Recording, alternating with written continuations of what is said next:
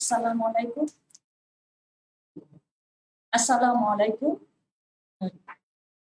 আমি সুবি ইসলাম, গণিত বিভাগ, সরকারি বিজ্ঞান কলেজ। 2020-21 শিক্ষাবর্ষে একাদশ শ্রেণীর ছাত্ররা, আশা করি তোমরা সবাই ভালোই আছো। আমি আজকে ক্যালকুলাসে এটাতে যাওয়ার আগে আমি একটু ছোট করে তোমাদের সাথে একটু কথা বলে নেই। তোমরা সবাই অনলাইনে ক্লাস করছো। কেন করছো? জানো যে আমরা সবাই কোভিড-19 সারা বিশ্ব জুড়ে কোভিড-19 এ আক্রান্ত সবাই ছড়িয়ে গেছে। এই জন্য সবাই ঘরবন্দি অবস্থায়, যদিও লকডাউন উঠে গেছে কিছু কিছু সব জায়গায়, কিন্তু কলেজ সবখানে সবাই অনলাইনে ক্লাস হচ্ছে। কেন? ভবিষ্যৎ নাগরিক তোমরা, ভবিষ্যতে তোমরা বড় বড় ডাক্তার হবে, ইঞ্জিনিয়ার হবে, সায়েন্টিস্ট হবে। সেই জন্য তোমাদেরকে কি করতে হবে? স্বাস্থ্য ভালো রাখতে হবে এবং সুস্থ থাকতে হবে। সেই জন্য কি দরকার? আমাদেরকে মাস্ক ব্যবহার করতে হবে এবং ঘরের বাইরে যতটা সম্ভব না বের হওয়া এবং কতক্ষণ পর পর হাত ধুতে হবে এবং সোশ্যাল ডিস্টেন্স মেনটেন করবে। তাহলে আমরা যদি নিজেদেরকে রক্ষা করতে পারি কোভিড-19 থেকে, তাহলে আস্তে আস্তে দূর হয়ে যাবে এবং আসতে পারবো এবং তখন আমরা সরাসরি তোমাদের সাথে পরিচিত হতে পারবো। আমরা জানি তোমরা সবাই ভালো রেজাল্ট করে সরকারি বিজ্ঞান কলেজে এসছো। এই জন্য তোমাদেরকে আমরা এটা জানতে পারছি যে রেজাল্ট ভালো, কিন্তু কে কোন স্কুল থেকে এসছো, কে কোথাকার, কোন জায়গার, সেটা আমরা জানতে পারছি না। তোমাদের পরিচয় জানতে পারছি না, তোমাদের নাম জানতে পারছি না। এই জন্য আমাদের একটু খারাপ লাগছে। সরাসরি ক্লাস নিলে তোমাদেরকে আমরা প্রশ্ন করলে তোমরা উত্তর দিতে, তোমরা প্রশ্ন করলে আমরা উত্তর দিতে পারতাম। এটা আমাদের জন্য ভালো হতো, তোমাদের জন্য ভালো হতো। যাই হোক, এখন তো করার কিছু নাই। আমরা যতটুকু সম্ভব তোমাদের সাথে আমরা এভাবেই কথা বলবো। তোমরা যদি কোনো রকম সমস্যা হয় আমাদেরকে জানাবে, আমরা লিখে আমরা সেটা উত্তর দেওয়ার চেষ্টা করব। এখন আমি যেটা পড়াবো সেটা হলো ক্যালকুলাস। এই ক্যালকুলাসের প্রথমে ক্যালকুলাস নিয়ে যখন আলোচনা করবো, আমি একটু একটা ছবি দিয়ে দেখাই। এখানে হলো একটা, তোমরা নিশ্চয়ই পিৎজা খেতে ভালোবাসো। আমি গল্প ছলে ছলে বলবো, গল্পের মধ্যে এখন এটা মনে করো একটা পিৎজা। পিৎজা খেতে নিশ্চয়ই তোমরা সবাই ভালোবাসো। এই পিৎজাটা মনে করো, পিৎজাটাকে এরকম থাকে, এরকম থাকে। এখানে আমি যদি অনেকগুলো ছোট ছোট মনে করো ছোট ছোট টুকরা সমান সমান ভাগে ভাগ করে দিই, তাহলে আমরা কি পাবো? অনেক ছোট ছোট টুকরা, এবং তোমাদের মধ্যে মনে করো দিয়ে দিলাম ভাগ করে। তাহলে এই ছোট ছোট টুকরা গুলাকে ভাগ করে দেওয়া মানে আমরা, এবং এই ছোট ছোট ভাগ করে দিলে এখন তোমরা এটা খাওয়া যদি শেষ হয়ে যায়, তখন তোমরা কেউ ভাববে যে এই পিৎজাটা কত বড় ছিল, আমরা কেমন করে জানবো? এই টুকরাগুলো যদি আমরা আবার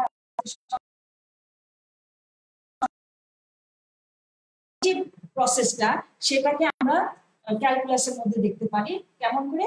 ক্যালকুলাসের মধ্যে দুইটা পোর্শন, ক্যালকুলাসের মধ্যে দুইটা পোর্শন। একটা হলো অন্তরীকরণ,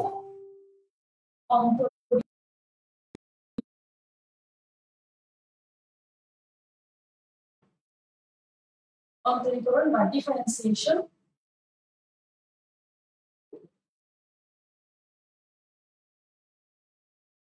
এবং যোগজীকরণ।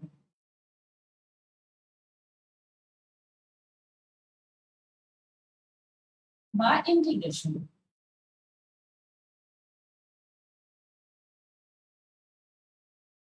এখন এই যে যোগজীকরণ এবং ইন্টিগ্রেশন, তাহলে এই যে আমরা সব যোগ করলাম একসাথে, এটাকে আমরা এখন একটা হলো অন্তরীকরণ, যোগজীকরণ আরেকটা। এখন এই যে ক্যালকুলাসের মধ্যে আমাদের সাধারণত কি ধরা হয়? একটা ছোট, একটা ক্ষুদ্র ক্ষুদ্র অংশ ধরা হয়, ক্ষুদ্র, খুবই ক্ষুদ্র, এতটাই ক্ষুদ্র যেটা কিনা আমাদের চিন্তা শক্তি দিয়ে আমরা যতটুকু চিন্তা করতে পারি, যত ক্ষুদ্র চিন্তা করতে পারি তার চেয়ে তো ক্ষুদ্র। এরকম মনে করো একটা অংশ আমরা ধরে নিলাম, একটা সংখ্যা ধরে নিলাম এক্স। এই এক্স কে আমরা, এটা ক্ষুদ্র অংশটা কি হবে? সম্পূর্ণ অংশ ক্ষুদ্র অংশটা আমরা ডিএক্স, এই ডিএক্স ধরা হয়। এই ক্ষুদ্র অংশটা যখন আমরা যোগ করব তখন আমরা সম্পূর্ণ এক্সটাকে পাবো। এখন এই যে ক্ষুদ্র অংশটাকে সম্পূর্ণ এক্সটা পেলাম, এই এই এক্সটাকে এই ডিএক্স কে যখন আমরা এই এক্সটাকে আমরা কিভাবে লিখতে পারবো, এটা হলো ক্ষুদ্র অংশ এবং এটাকে যখন আমরা ইন্টিগ্রেশন করবো তখন আমরা পাবো, যোগজীকরণ করবো তখন এইটাকে ক্যালকুলাসের ভাষায় লিখবো আমরা dx equal to x plus c, এরকম করে আমরা পাই। এখন এই যে আমরা যে ছোট ছোট সব যোগ করে যে পেলাম এই অংশটা, পিৎজার ক্ষেত্রে সেই একই জিনিস, আমরা সব অংশ ছোট ছোট অংশগুলো যোগ করে আমরা কি পেলাম, একটা বড় পিৎজা পেলাম। তাহলে এখন এই পিৎজার ক্ষেত্রে আমরা ছোট অংশটা কি দেখবো, কি লিখতে পারবো, ছোট ছোট ভাগ করলাম যে অন্তরীকরণের মধ্যে আমরা দেখি, তাহলে আমরা লিখবো ডি পিৎজা, ডি পিৎজা। তাহলে এখন এটাকে যদি আমরা অন্তরীকরণ করতে যোগজীকরণ করি, যোগজীকরণ বা ইন্টিগ্রেশন করতে চাই, তাহলে আমরা কি পাবো, সম্পূর্ণ পিৎজা, সম্পূর্ণ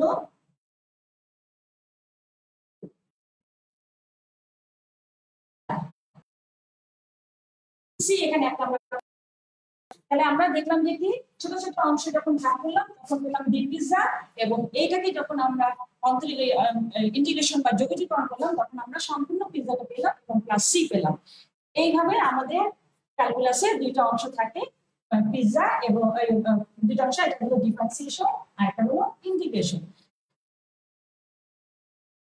আর এখানে ডি পিৎজার মধ্যে ভাগ কোনটা হবে, যখন আমরা এটাকে হলো সবকটা যখন যোগ করলাম আর এটা হলো ভাগ করা, ডিফারেন্সিয়েশন হলো সবকটা ক্ষুদ্র ক্ষুদ্র অংশে ভাগ করে দেওয়া। আচ্ছা, এই গেল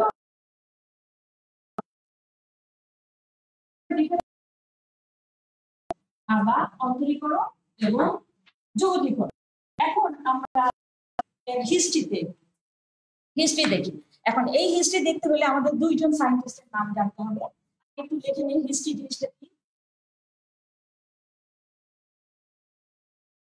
of calculus or আমি এটাকে infinite সিমাল calculus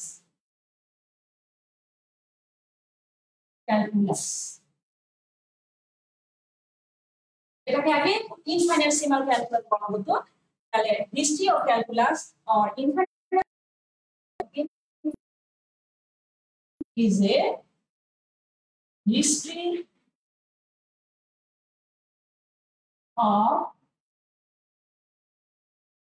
mathematical discipline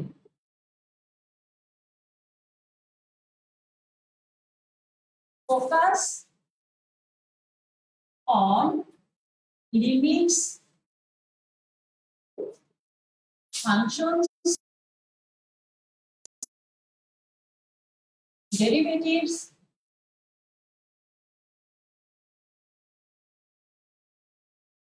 integrals,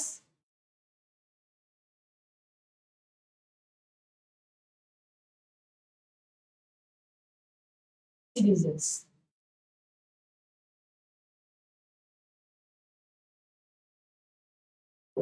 তাহলে আমরা কি দেখলাম, history of calculus of mathematical discipline focus on limits, functions, derivatives, integrals and infinite series. তাহলে আমাদের পাঁচটা জিনিস দরকার। এখন এই পাঁচটা জিনিসের আগে আমরা আসি লিমিট, এবং এখান থেকে এটা আমরা জেনে নিলাম যে কি কি দরকার। এখন আমি দুইজন সায়েন্টিস্টের নাম লিখবো, একটা হলো গডফ্রি ওয়েলহেমস লিবনিজ, আরেকটা হলো আইজ্যাক নিউটন।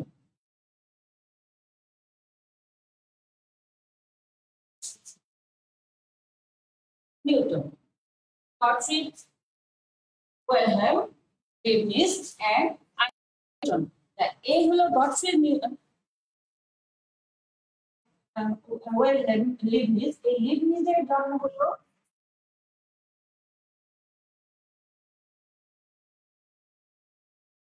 1646 থেকে মৃত্যু হলো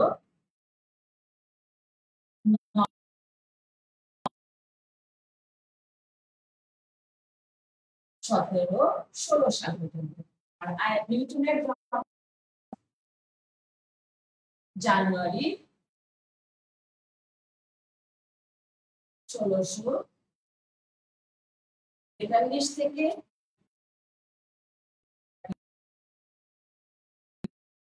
মার্চ 1727 সাল। তাহলে এগুলো অনেক সময় তোমাদের কুইজ টাইপের কোশ্চেনে চলে আসে। তাহলে এখন জন্ম মৃত্যু এবং এখানে দিয়ে দিলাম। এখন এই যে গডফ্রি লিবনিজ কি ছিল, কি ধরনের সায়েন্টিস্ট ছিল? ও হলো একজন জার্মানি সায়েন্টিস্ট এবং ম্যাথমেটিশিয়ান। আর নিউটন ব্রিটিশ সায়েন্টিস্ট, ও হলো ম্যাথমেটিশিয়ান এবং ফিজিসিস্ট। আচ্ছা, এই ক্যালকুলাস আবিষ্কারের জন্য লিবনিজ অনেক গবেষণা কর্ম করে একটা পূর্ণ বিবরণী প্রকাশ করলো 1684 সালে। 1684 সালে, মানে 17th সেঞ্চুরির মাঝামাঝি 1684 সালে ও একটা পূর্ণ বিবরণী প্রকাশ করলো ক্যালকুলাসের উপরে।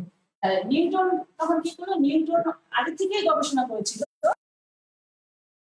লিবনিজের আরো পরে 1693 সালে ও একটা বিবরণী প্রকাশ করে এবং পূর্ণ বিবরণী প্রকাশ করে লিবনিজের আরো 20 বছর পরে। তার মানে 1704 সালে। তাহলে 1704 সালে সে ক্যালকুলাস নিয়ে পূর্ণ বিবরণী প্রকাশ করে। এখন এই ক্যালকুলাস নামটা কিন্তু লিবনিজের দেওয়া ক্যালকুলাস নাম। এখন এই এবং নিউটন, এখন এই আবিষ্কার দুইজনকেই ধরা হয় ক্যালকুলাসের আবিষ্কারক। কিন্তু নিউটন কি করলো? বিভিন্ন লেখালেখি শুরু করে দিল। নিউটন খুব বিতর্ক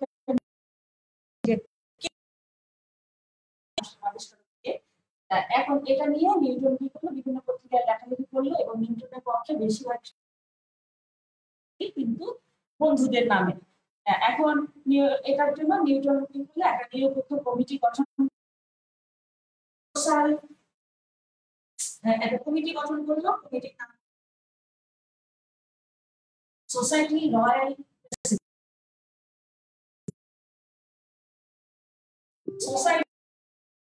প্রেসিডেন্ট।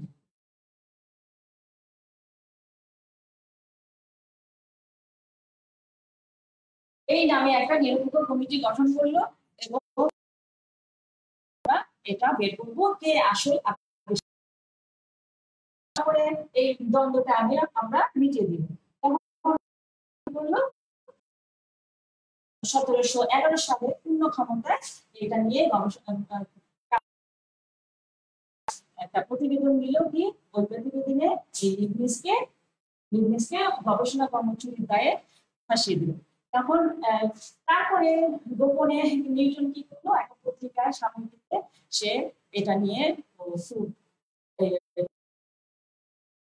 ওদের পক্ষে লিখলো। তখন ওরা এই যে লিবনিজ কিন্তু ব্যাকরণ পদ্ধতি একটা আছে, এটা হলো মহাবিশ্ব জুড়ে।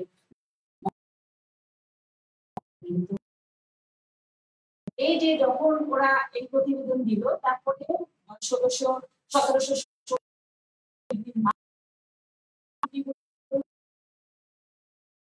মনে কষ্ট দিয়ে মন ভেঙে শান্তি পেয়েছে। লিবনিজ যখন ওর সাথে দ্বন্দ্ব চলছিল তখন এইগুলো ক্যালকুলাসের ইতিহাস। এখন আমরা দেখি, এই যে আমরা দেখলাম যে এই হলো হিস্ট্রি। এখন হিস্ট্রির মধ্যে কি কি ছিল? ক্যালকুলাসের লিমিটস, ফাংশন, কোনগুলোর উপর ফোকাস ছিল? একটা হলো লিমিটস, ফাংশন এবং ইনফাইনাইট সিরিজ। আমরা দেখলাম যে ক্যালকুলাসের মধ্যে দুইটা পোর্শন, একটা হলো ডিফারেন্সিয়েশন, একটা হলো ইন্টিগ্রেশন। এখন এইগুলোর জন্য আমাদের সাথে কি থাকবে? লিমিট থাকবে, ফাংশন থাকবে, আর হলো ইনফাইনাইট সিরিজ থাকবে।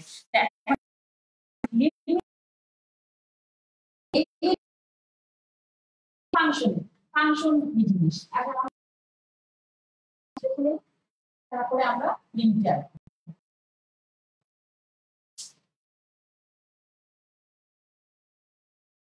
ফাংশনটা আমরা দেখে নেই কি জিনিস। মনে করো এখানে একটা ইনপুট ইনপুট এখানে মনে করো একটা output.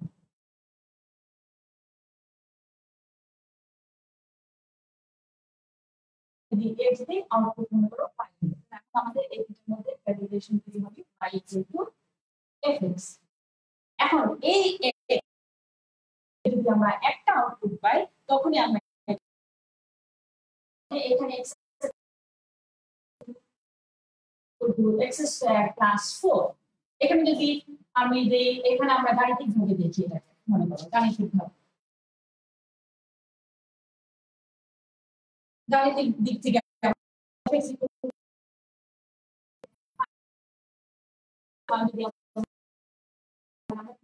One square plus 4 equal to 5। এখন যদি আমি ফাংশনে -2 দেই তাহলে কি পাবো 2 square -2 square plus 4 equal to কত হবে 4 প্লাস 4 ইকুয়াল টু 8। তাহলে আমরা দেখলাম গাণিতিক ভাবে দেখলাম একটা ইনপুট দিয়ে আমরা একটা আউটপুট পেলাম, এখানে একটা ইনপুট দিয়ে একটা আউটপুট পেলাম। তো আমরা একটা দেখলাম কি এটা একটা ফাংশন।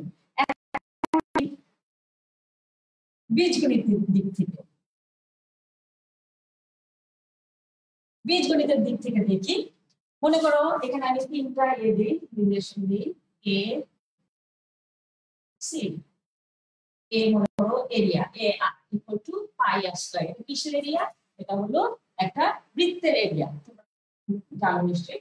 এখানে আর হলো ব্যাসার্ধ। কি মনে করো y square equal to x আর সি মনে করো x square equal to y।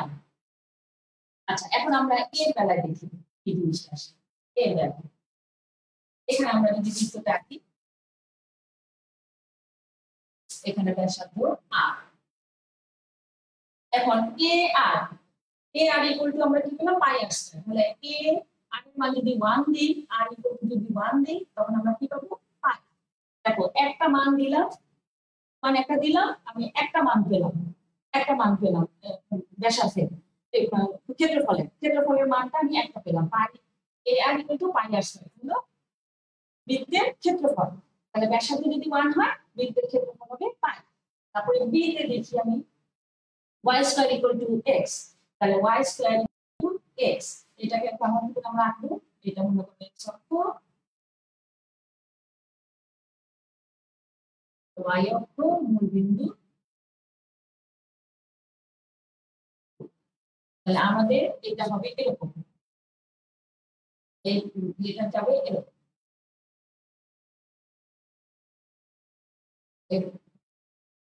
এখন যদি আমি x এর মান y এর মান কত হবে? এখানে আসো y equal to plus minus root over x। তাহলে y এর মান হচ্ছে প্লাস এবং মাইনাস। এখানে যদি 1 দিই x এর মান 1 দিলে তাহলে আমি দেখলাম একবার প্লাসের দিকে 1 হলো আর মাইনাসের দিকে 1 হলো। তাহলে y এর মান হবে প্লাস মাইনাস 1। দেখো এখন একটা মানের জন্য আমি কয়টা মান পেলাম? এখানে একটা দুইটা মান পেলাম। তাহলে এটা আমরা ফাংশন বলতে পারবো না। এখন 3 নম্বরে আসি সি তে আসি। তাহলে x square y equal two কি? y equal to x square. আচ্ছা এটা চিত্রটা কি হবে? এটা চিত্রটা আমি আসি।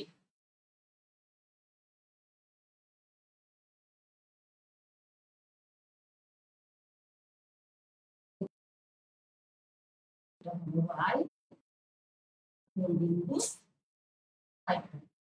এখন আমি দেখো এই যে x স্কয়ার, x এর মান যদি আমি y এর মান বিন্দু আসবে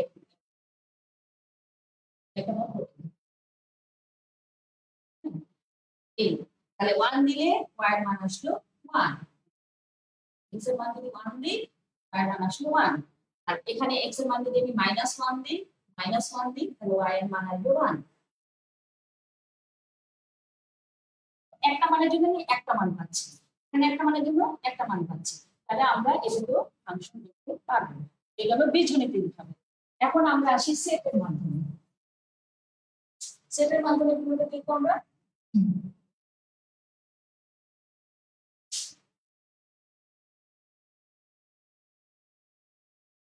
এখানে একটা সেট, এখানে আরেকটা সেট। এ এখানে এখানে আরেকটা বিন্দু,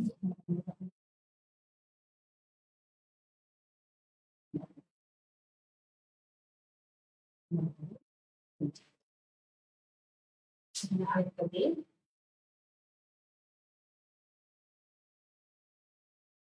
আচ্ছা এখানে মনে করো এ এ বি সি, এখানে মনে করো 10 হলো 12, মনে করো এ বি সি, মনে করো 10 হলো 12, মনে করো এ বি সি 10। আচ্ছা এখন দেখো এ যদি একজন ব্যক্তি হয় তাহলে এর বয়স মনে করো 10, বি যদি একজন ব্যক্তি হয় বি এর বয়স মনে করো 11, সি যদি একজন ব্যক্তি হয় সি এর বয়স মনে করো 12। আমরা কি এটাকে দেখো একজনের বয়স 10, আরেকজনের বয়স 11, একজনের বয়স 12, মানে একজন ইনপুট একজন বয়স, তাহলে এটাকে আমরা ফাংশন বলতে পারবো সেকেন্ড। এখন মনে করো এর বয়স 10, বি এর বয়স 10, সি এর বয়স মনে করো 11, এটাকে আমরা ফাংশন বলতে পারবো? এটাকে আমরা ফাংশন বলতে পারবো, কারণ এর বয়স 10, বি এর বয়স 10 হতে পারে, একটা ইনপুট একটা আউটপুট, তাহলে এটাকে আমরা ফাংশন বলতে পারবো। আচ্ছা এর বয়স মনে করো 10, এর বয়স মনে করো 11, বি এর বয়স মনে করো 10, 11, এর বয়স মনে করো 5, এখানে কি আমরা ফাংশন বলতে পারবো? এর বয়স দুইটা আউটপুট, একজনের জন্য দুইটা আউটপুট আসবে, এটাকে আমরা ফাংশন বলতে পারবো না। ঠিক আছে, এখন সেটের বেলায় গেল। এখন আমরা আসি দেখি গ্রাফের দিক থেকে, গ্রাফের দিক থেকে দেখি কি আসে। গ্রাফিক্যালি দেখতে গেলে আমি মনে করো এখানে একটা চিত্র দিই, এখানে একটা চিত্র, তাহলে কি আসবে?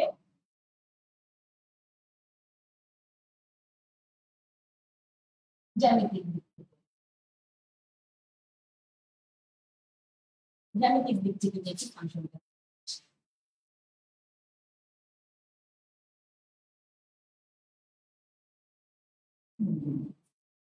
মনে করো এখানে আমি দিলাম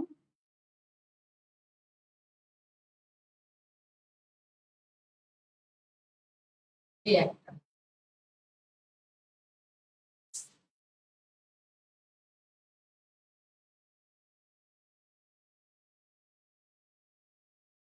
এই একটা, আরেকটা বস্তু,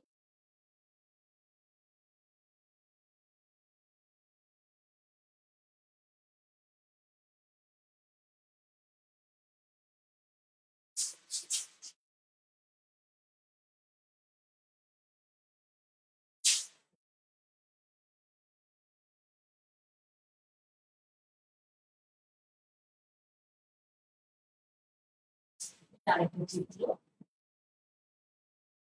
আরেকটা চিত্র দেখি, এটা মনে করো এই চিত্র, এই চিত্র, আরেকটা চিত্র।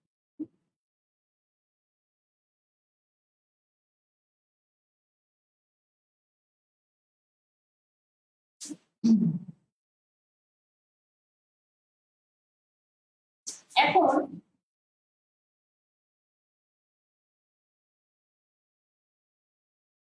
এখন দেখো এই যে এখানে আমি যদি একটা ইনপুট দিই, আমরা দেখলাম কি একটা, আমি লম্বটা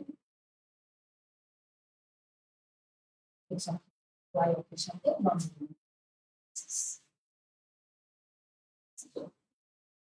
এখানে আমি একটা লম্ব টানি,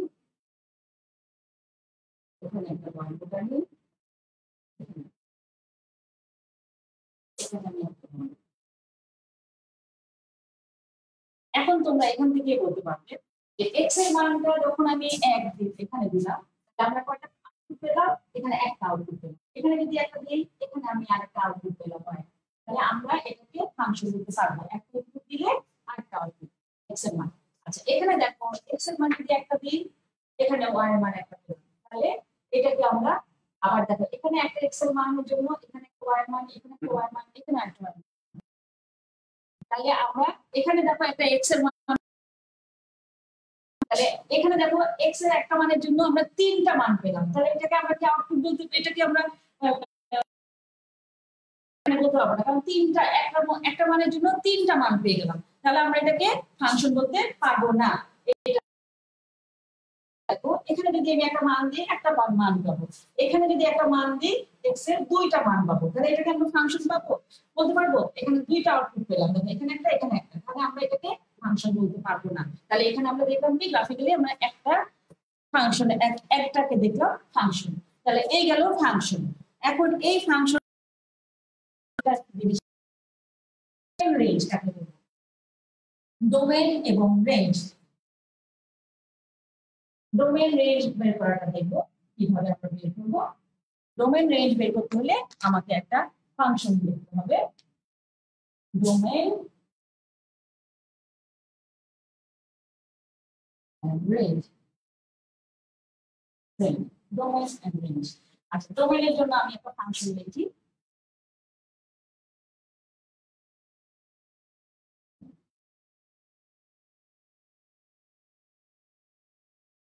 ফাংশন মনে করো fx, fx equal to x plus 3 divided by 2x plus, আমরা এটাকে বলবো লগ আর এটাকে বলবো হর। এটাকে বলবো লগ, এটাকে বলবো হর। তাহলে এই যে রেঞ্জ বা ডোমেন যাই 0 হবে, not equal to denominator not equal to 0, তাহলে এটা ডিনোমিনেটর নিউমারেটর, তাহলে হরটা কখনোই 0 হবে না। তাহলে কি লিখবো আমরা? এটাকে 2x plus 1 not equal to 0, তাহলে x equal to minus half। তাহলে রেঞ্জটা কি হবে? ডোমেনটা কি হয়ে যাবে?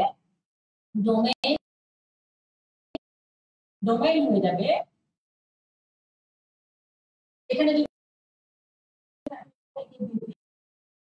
এটা a এটা b, ফাংশন a থেকে b, এখানে a b হলো অল রিয়েল নাম্বারস এর সেট, অল রিয়েল নাম্বারস এর সেট। এখন এই যে এমন একটা রিলেশন, এখানে যদি x থাকে এখানে y থাকে, তাহলে y ইকুয়াল টু কি লিখবো? fx, y equal two fx। তাহলে এই x এর মানগুলা আমরা এটাকে বলবো ডোমেন, এটাকে বলবো কোডোমেন, এটাকে বলবো ডোমেন, এটাকে বলবো কোডোমেন। এখন দেখি ডোমেন এবং কোডোমেনের পার্থক্য জিনিসটা কি। এখানে আমি যদি মনে করি এই রিলেশনটা দিয়ে দিই x এর x y fx x square, তাহলে এখানে একটা সেট a যদি 1 2 3 হয়, b আরেকটা মনে করো 1 4 9 16, হ্যাঁ এরকম। তাহলে এই পুরোটা হলো কোডোমেন। এখন এখানে যদি 1 বসাই তাহলে আমরা কি পাবো? 1 স্কয়ার, তাহলে এখানে 1, এখানে যদি 2 বসাই এখানে পাবো 4, এখানে যদি 3 বসাই এখানে পাবো 9। এখন দেখো এই যে এটা হলো ডোমেন, এই যে এই তিনটা নিয়ে যেটা হবে সেটা হয়ে যাবে রেঞ্জ। তার মানে কি হলো? রেঞ্জ গুলা কোডোমেনে আসতে পারবে, কিন্তু কোডোমেন সবসময় রেঞ্জ হতে পারবে না। ঠিক আছে, এখানে আমরা দেখলাম রেঞ্জ গুলা হবে, কিন্তু কোডোমেনের মধ্যে ছিল 16 ছিল, তাহলে এখন আমরা এই তিনটা নিয়ে হবে রেঞ্জ, আর এটাকে আমরা বলবো ডোমেন। এখানে ডোমেনটা কি হবে? এই যেহেতু নট ইকুয়াল টু 0, এখানে আমরা লিখবো, তাহলে আমরা লিখবো আর মাইনাস হাফ ডোমেন। এই ক্ষেত্রে বের করব, রেঞ্জটা বের করতে হলে আমাদের ইনভার্স ফাংশন দরকার হবে, বিপরীত দিক থেকে আসতে হবে। তাহলে বিপরীত দিক থেকে আসতে হলে আমরা কি করব?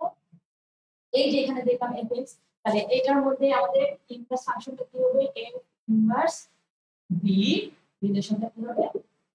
এটা যাবে a তে, তার মানে f inverse y equal to x, এগুলো ইনভার্স ফাংশন। এখন এখান থেকে আমাদের y ইকুয়াল টু কি ছিল?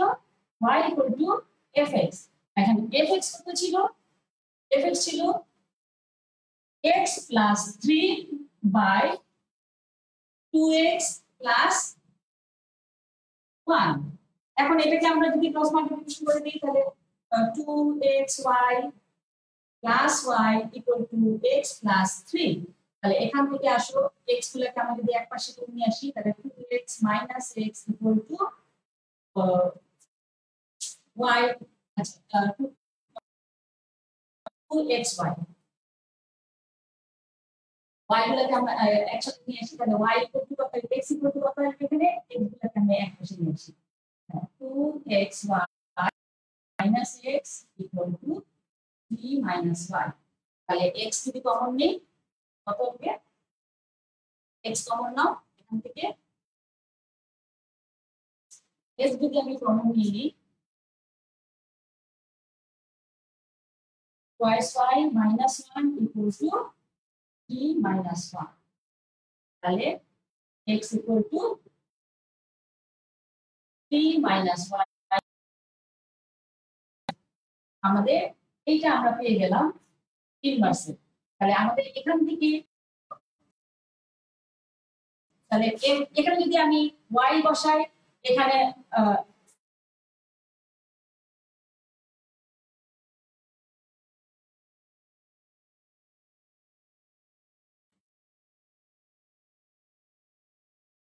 এখন যদি এখানে যদি আমি 1 বসাই, এখানে 1 বসাই, তাহলে এখানে আমি কি লিখতে পারবো, f ইনভার্স y, এখানে লিখতে পারবো f inverse y equal to 3 minus y by 2x 2y minus 1, এই আমাদের f ইনভার্স y টা পেয়ে গেলাম। f ইনভার্স y কি ছিল, f ইনভার্স y ছিল x,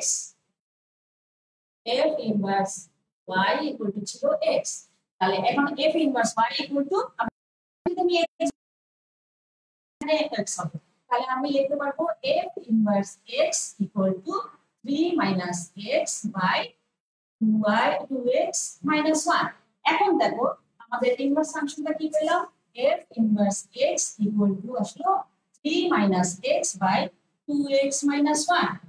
তাহলে এখন এখান থেকে আমাদের ডিনোমিনেটর নট ইকুয়াল টু 0, লিখবো 2x minus 1 not equal to 0, that is x not equal to half। তাহলে এখন রেঞ্জটা কি আসবে, রেঞ্জটা আসবে ইনভার্স ফাংশনের যেটা সেটা দিয়ে, তাহলে রেঞ্জ হলো r মাইনাস প্লাস হাফ, এটা হয়ে যাবে এই ফাংশনের রেঞ্জ।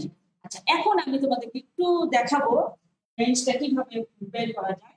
রেঞ্জটাকে আমরা বের করতে হলে, রেঞ্জটাকে আমরা সহজ পদ্ধতিতে বের করতে হলে দেখি, এই দেখো এখানে যদি মনে করো fx equal to ax plus b by cx plus d, এই একটা মনে করো ফাংশন।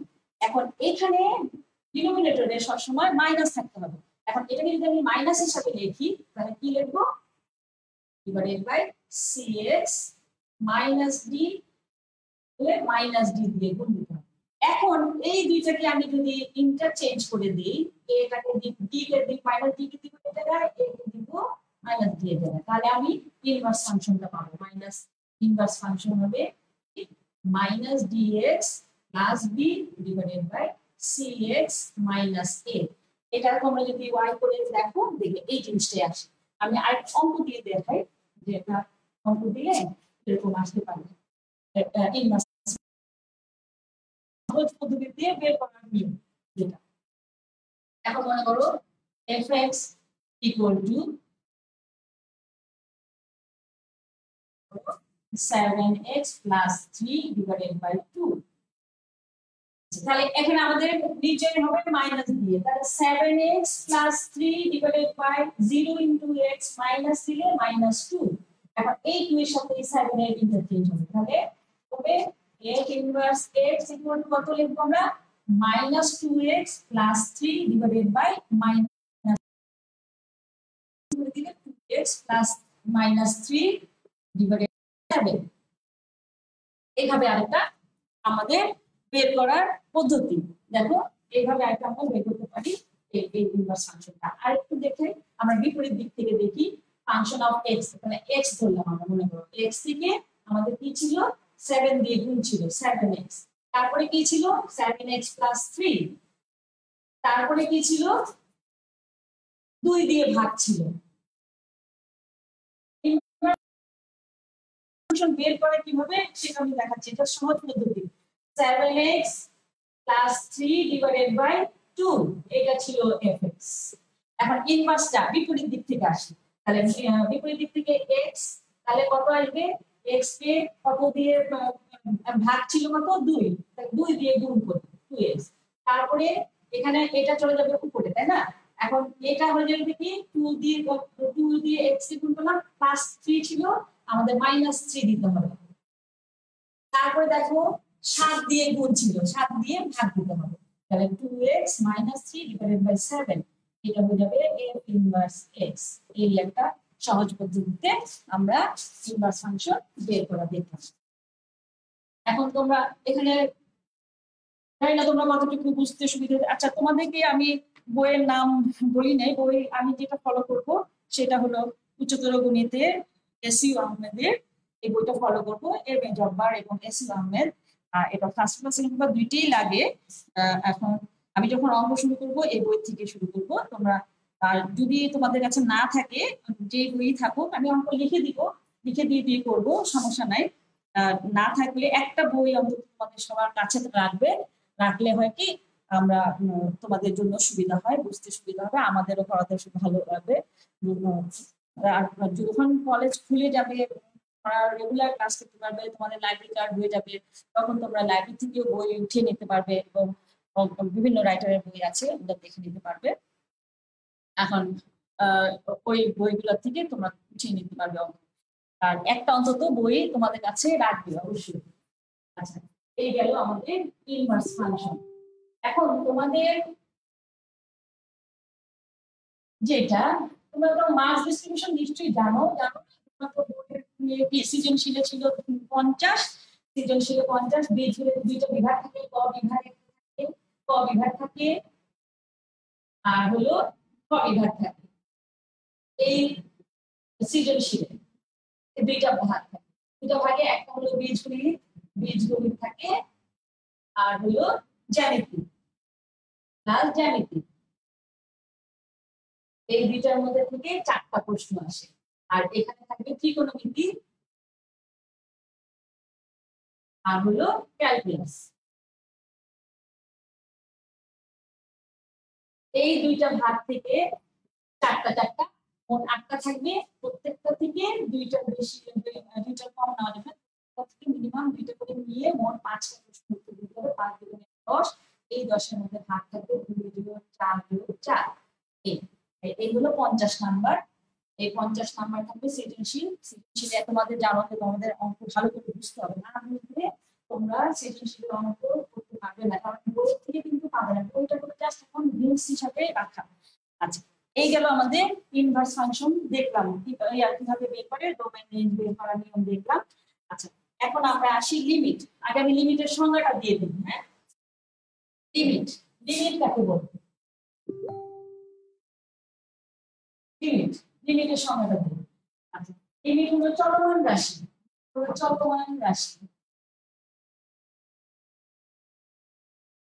x, চলমান রাশি x এর মান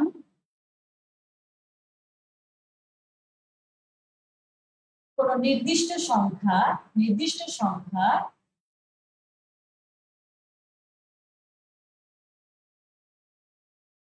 এর দিকে অগ্রসর হয়ে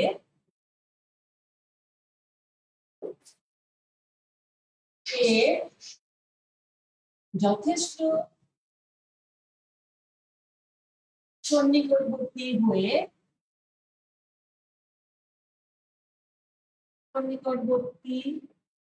হওয়ার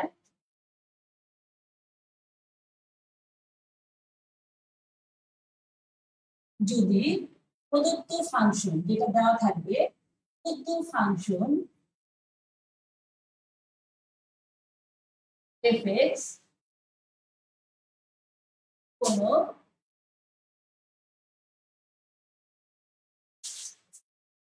নির্দিষ্ট সংখ্যা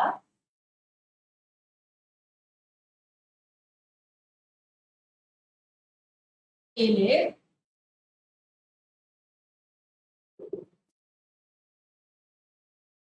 যথেষ্ট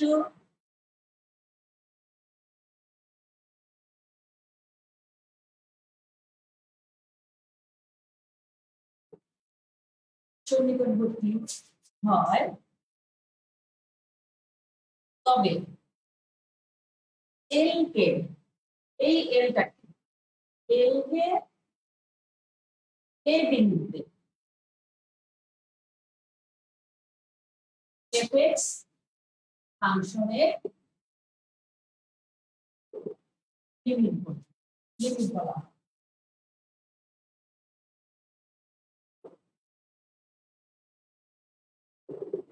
এটাকে আমরা লিখতে পারবো গাণিতিক ভাষায় লিখতে পারবো limit x tends to a fx equal to l।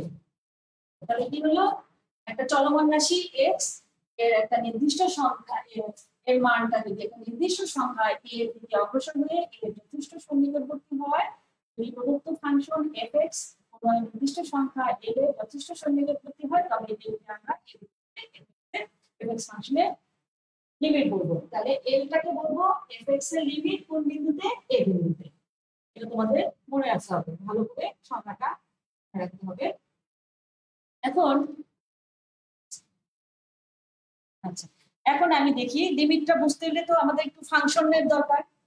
Function দেখি আমাদের কি কি ছিল, ফাংশন ছিল, লিমিট ছিল, ফাংশন ছিল, ডেরিভেটিভ ছিল, ইন্টিগ্রালস ছিল, আর হলো ইনফাইনাইট সিরিজ ছিল। আচ্ছা শোনো, তোমাদের ফাংশনের সংজ্ঞাটা দিলাম, নেক্সট টাইম লিমিটের সংজ্ঞাটা দিলাম, নেক্সট টাইম আমরা লিমিটটা কি জিনিস বুঝবো, তোমরা ভালো করে সংজ্ঞাটা মুখস্থ করে ফেলো, ঠিক আছে?